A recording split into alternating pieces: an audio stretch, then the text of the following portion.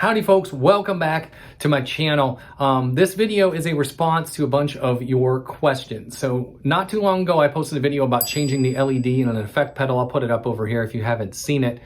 But anyway, that video sparked a bunch of questions about current limiting resistors. Then not too long after that, I posted another video about adding an LED to a passive pedal.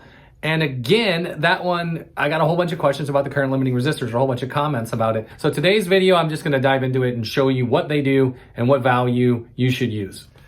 Okay, so we've got a few things here. I've got some resistors, some LEDs, a battery. Got my multimeter over here for starters. Let's go ahead and meter this battery so you can see that it is indeed a 9 volt. So it looks like it's about 9.3. Okay, so battery is good. Now I have some resistors here, and you can see I have them marked as 400 ohm or 0.4K, 1K, 2.2K, 4.7K, and 10K.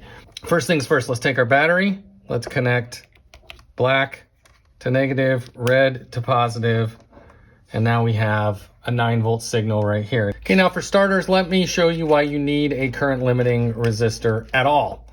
So I'm gonna grab a fresh LED here. Short leg is always negative, so I'm gonna attach and watch, because this LED is gonna explode. Up there. Oh, it's trying. Okay, and you can't smell that, but I can. I can smell it burning. There's smoke coming out of it. I don't know if you can see that. Okay, so it's dead. What you do instead is you put a current limiting resistor in the path.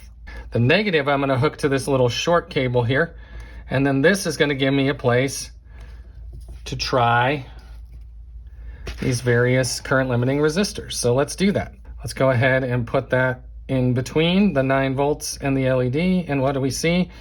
The light is on. Hopefully you can see that, but it's very dim. It's very, very dim. It is on. So let's try a 4.7. Okay, much better. That's more like what we expect to see. 4.7 is pretty average. Let's try the 2.2. 2.2 is another popular value that we see in a lot of pedals and little small synthesizers and stuff. So let's see the 2.2.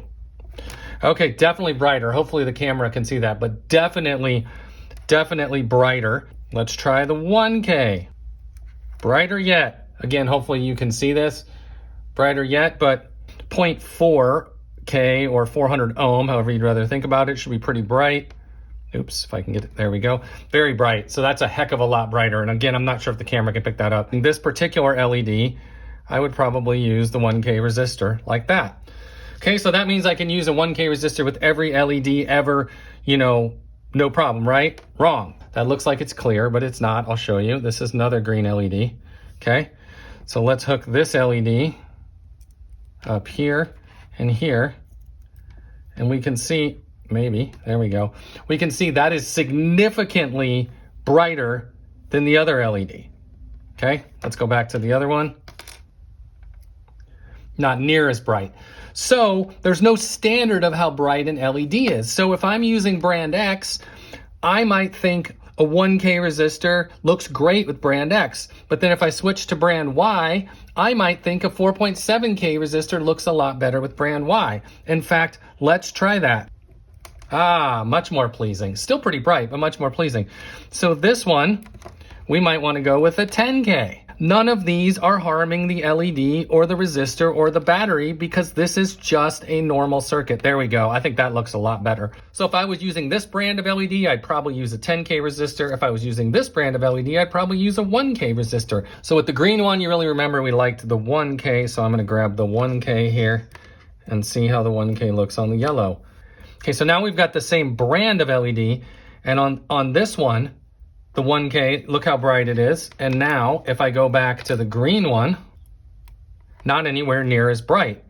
So again, even with the same brand of LED, I might want to use a less value on a green than I use on a yellow or a red or a white or whatever.